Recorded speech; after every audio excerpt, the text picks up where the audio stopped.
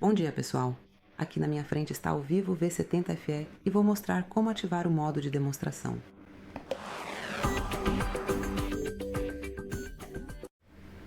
Primeiro, abra as configurações, depois encontre e selecione a Gerenciamento do Sistema e vá para as opções do Desenvolvedor.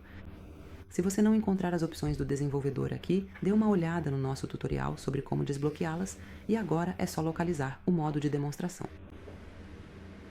Aqui está, modo de demonstração do sistema. Clique para gerenciar e agora você pode ativá-lo facilmente tocando em Ativar Modo de Demonstração. E também pode torná-lo visível tocando em Mostrar Modo de Demonstração. Então é isso. Para desativar o modo de demonstração, basta desmarcar o indicador de parada. E basicamente é isso. Obrigado por assistir. Por favor, inscreva-se no nosso canal e deixe seu like.